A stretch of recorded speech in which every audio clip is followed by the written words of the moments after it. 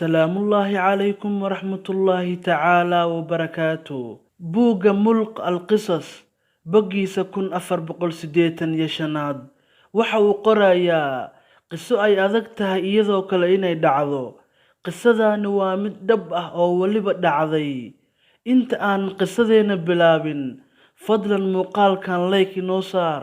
سببتو أدير قرين بينو نقونيسا سبسكريبنا هنغا إلوبن nin iyo xaaskiisa ayaa muddo wada noolaa sidii nolol qurux badan loogu jiray khilaaf ayaa soo cusboonaaday horaa loo yiri nin iyo xaaskiisa colna ma ahan heshiisna ma ahan laakiin waxaa lagu kala duwan yahay sida khilaafka loo maareeyo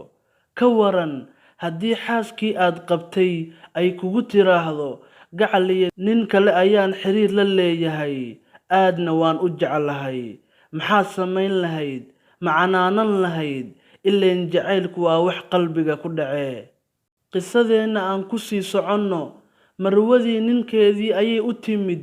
waxa ayna ku tiri anigu nin kale ayaan jeclahay waliba xiriir la leeyahay sidee xiriir ula yeelan kartaa anigaaba ku qabee ayuu la soo booday laakiin waxa ay u raacisay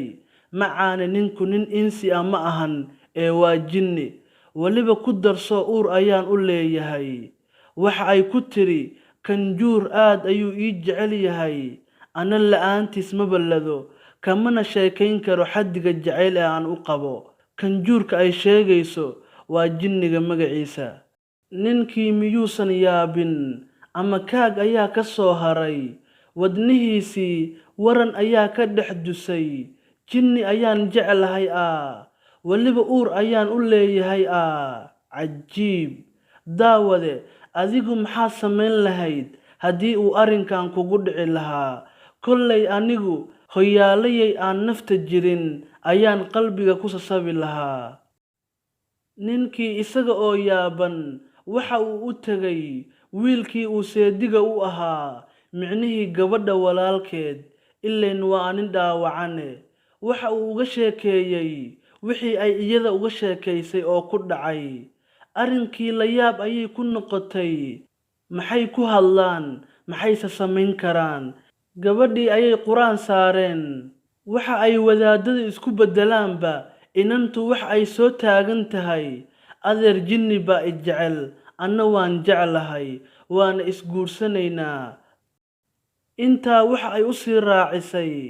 ninkaas la'aantiisa ma noolaan karo ninkii boolis ayuu ku orday hadda adeerow ma jinni baad xiraysaa ugu dambayntii gabadhii wuu furay ileen meesha xalka lama yaale arrinkan jinniga iyo insiga ma isguursan karaan waxa aan u daynaynaa sheekh maxamed cabdi umal maxaa kaala jira su'aasha ayada ari sheekh ilaahay khayr ha ku siiye jiciirta maad iga daysid intaasna kaftan ayay ahayd masalada culimadu way ka hadleen cala saxiixna waxa weeye muxuu ahaayay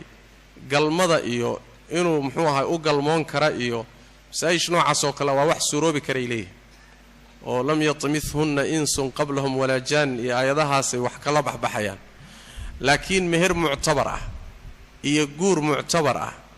oo axkaamtii leh inay intay isguursadaan kala dhalaan oo kala tarmaan maya ma suuroobi karto bal waxay leeyihiin haddii masaladaa la sugo nooc waxay noqonaysaa loo xeeladaysto shareecadiiba lagu baabi'iyaba oo haweenay kastoo zinaysato garac dhasha dee jin baan isqabnaabay dhihi soo ma haddii la furoo la yidhaahdo way isguursan karaan midda labaadii sheekhii isu meherin lahaa waa kuma yaa isu meherin midna dadkeedii waa insi midna dadkiisii waa jin sheekhee baa qaali ka noqonoo meherin weligii seebuu u bixin wax la fahmi kara maaha soo ma saas daraaddeed xadhig iyo meher ilma ku dhashaani sax maaha ma jiri karto amaa ma isticmaali karaa jinku dumarka insiga ma isticmaali karaa intuu iska soo dhigo bini aadan taasi waxay leeyihin way suuroobi kartaa taasi way suuroobi kartaa bin waa wax dhici karta dumar badan oo ka sheeganayana aniga waaban arkayba ficlan oo muxuu ahaa habeenbarkii iyadoo gogasha jiifta oo iriduhu u wada xidhan yihiin oo dariishaduhu xidhan yihiin baa waxaa u imaanaya iyadoo soo jeeda nin caadi ah u imaanaya sida ninka caadiga ah insiga uu shahwada uga guto buu shahwada uga gudanaya iyaduna dareenkii shahwada way qabtaa oo shahwadii way gudanaysaa hadhow markii danta la kala dhamaystana meel uu galay ma arkayso waa xaqaa'iq jirta waa culimaduna waa fardiyeen waa wax suroobi kara oo muxuu ahaayay hadda mustaxiil ma aha laakiin wax guur ah iyo muxuu ahaayay taran dhex mari kara ma jiro oo sharci ah wabillahi tawfiiq